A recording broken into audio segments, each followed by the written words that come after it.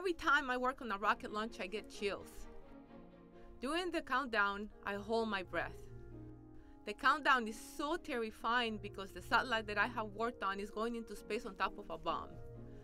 This rocket can be delivered safely into orbit or it can blow up in an instant. The climax for me and for everyone working at NASA in these amazing projects is the point of liftoff and separation. I know many of you have watched rockets launch from NASA on television. The sound is so overwhelming. When the sound waves travel across the 3.5 miles from the launch pad to those watching the launch, we not only hear the liftoff, we actually feel it. It is so amazing. We are completely engulfed in that noise, and the sound is just incredible.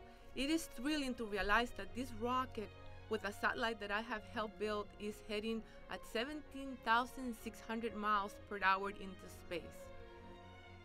And guess what? I just finished launching a satellite to Mars.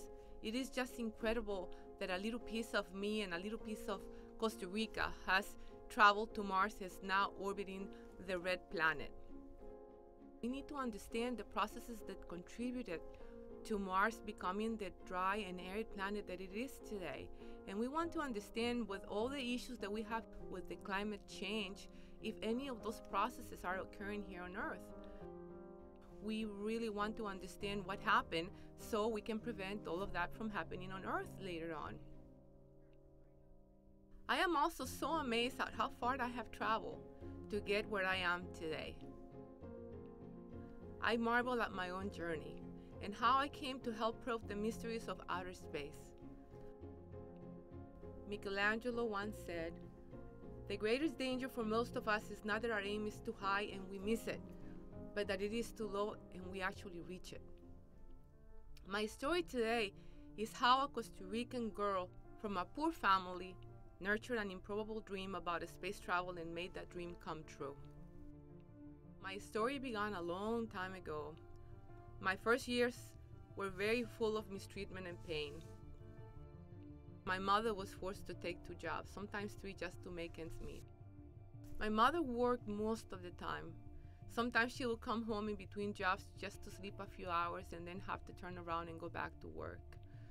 We knew she was dead tired, but she still took some time to be with us and play with us and talk to us. For many years, my mother kept food on our table and a roof over our heads. I was always in awe of her perseverance and determination to keep on going without complaining. She would not let herself break under all the pressure that she was under. I continued to take care of the house chores and my younger brother while going to school, hardships and everything I had to do. During my elementary school years, I had a very compassionate teacher. Her name is Leda Espinosa de Valverde. We called her La Niña Leda. She is a loving person and she demanded a lot of her students. She taught us to take pride in everything that we did and to pay attention to all of the details. Our libros de vida had to be clean, organized, the letters had to be perfect, everything had to be just right. Through La Niña Leda, I learned to take pride in everything I did and to try to do it correctly the first time. Sometimes what I was doing seemed almost impossible. It would have been easy to just listen to my own thoughts, just to give up. Why did I have to study so much? Or how tired I was and go to sleep and not even bother. But I would not let my thinking become my obstacle. I told myself that I had to do better, that I had to take time to study, that I had to do my homework, even if I didn't get much sleep. It was important to me to get good grades. I knew I didn't want the kind of life that I saw wearing my mother down, a dream of escaping the poverty and pain. I wanted to do something different when I grew up. The dream that began taking shape in me became my escape from the only world that I knew. Sometimes we remember exactly where we were and what we were doing during a significant historical event. Well, July 20th, 1969 was one such event for me. I was 7 years old. I wanted to watch the first human walk on the moon. We did not have a television at home, so we went to a neighbor's house. All of the kids were clustered around a small black and white television. There were many people in the room. Some were lying on the floor, while others were standing behind the sofa.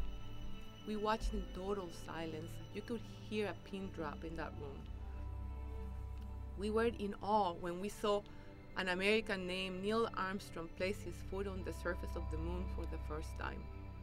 The TV crackled out these words: "One small step for a man, one giant leap for mankind." This really was a giant leap. I walked home that night and looked at the moon so far away, and I knew then that I wanted to be part of that adventure. I would be lying if I said that I knew what NASA was at that moment. However, I knew that I wanted to work in space. I wanted to be able to go to the moon someday. So I remember saying to my mother, "I want to do that someday, Mom." And Mom could have said so many things that would have deterred me at that point. But what she said set in motion my determination to become who I am today. She said, "Sandra, you never know. Just work hard for what you want. The world goes around and around, and you never know what opportunities are going to present themselves, and you have to be ready to get them." The world did go round and round, and our problems continue. During this time, I realized that I had to take ownership of my actions. My success was up to me. It was not my mother's or my teacher's responsibility to make me succeed. It was my responsibility. I saw how hard my mother worked just to survive, and I tried to learn by her experiences. That became my goal, not to repeat history, and of course to go to the moon. When I was 12 years old, we lost our house, and we started moving from place to place.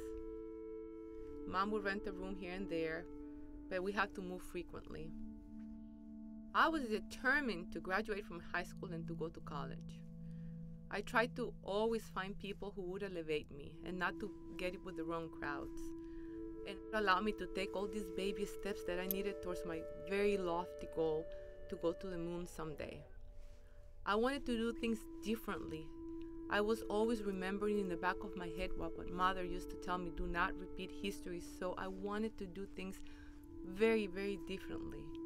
I talked to my teachers and other people who would give me good advice and ideas. I tried to recognize all the bad ideas and separate myself from all of those people who've always tried to give you bad advice. I continued to nurture the dream of space travel in my mind and in my heart, and it was still pulling me forward. One of my intermediate goals was to become an electrical engineer. When I was accepted at the University of Costa Rica, the counselor said that I could not study electrical engineering because I was a woman. He recommended that I studied industrial engineering instead because that was the ladylike engineering.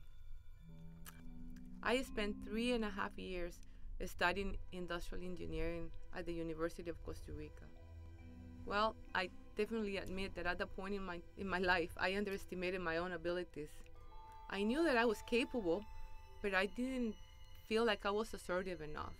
It did not cross my mind to assert myself and insisted that I really wanted to study electrical engineering rather than industrial. I decided to change majors. I figured at that point it wouldn't hurt. I finally decided to study what I've always wanted to study, which was electrical engineering. I became a transfer student, and out of the many credits that I had at the University of Costa Rica, only 31 were recognized. So I had to start pretty much all over again. There were many, many challenges in front of me still. I spoke almost no English. I only had the English that I knew from high school. So it was very hard for me. It took me 3.5 more years to get my degrees. At that point, I was on the 7-year plan to graduation. I finally graduated with a double major in electrical engineering and physics. After graduation, I went to a job fair, which led to an interview. I never forget being offered the job on the spot. I had overcome so many obstacles, and I was given a wonderful opportunity to work at Goddard as a contractor. 3 years later, I was hired by the agency. I finally became a full-fledged civil servant, And the reason this happened was because during my 3 years as a contractor, I worked on many optical systems, working with scientists hand by hand, and I was noticed. And when I put the resume to become a civil servant, they gave me the job. And I was so happy that finally, after all of the years and after all of the challenges, I finally became a NASA employee. I have been working for NASA now for 23 and a half years as a full-fledged civil servant. Working at NASA has enabled me to design and test hardware, work side by side with talented scientists, and design new missions for space exploration. I work with so many amazing people who think of things nobody has ever done before, and they inspire me so much every day. Our work isn't easy, it's very hard, and I really love it. My dream, as you have heard, was very lofty and perhaps a bit unrealistic. My path was very difficult, and at any moment I could have given up. But I made a conscious choice to move towards a different life for myself. I made deliberate decisions that put me in unfamiliar situations. Many of the experiences I sought out were not only new, but they were very scary. I didn't know if I would achieve my goal, but I didn't allow myself to be overcome by doubts of negative thinking. I was very determined to change my behavior so I didn't have to repeat the past and repeat history. So continue to bring new thoughts, ideas, and perceptions into your life, and get to know different people with different perspectives, different occupations, cultures, religion. The bottom line is that with perseverance and staying true to my dream in life, I was able to achieve what many people thought I should not even consider. Life is never easy, but the circumstances of your birth should not dictate the kind of person that you can become. You have control of your destiny. So set lofty goals with intermediate goals along the way. While you may never achieve your lofty goal, in an effort to reach it, you will always go very far. If you reach far enough, you may yet accomplish your dreams. When I was 7 years old, I wanted to go to the moon. Look where I am today. I have landed among the stars.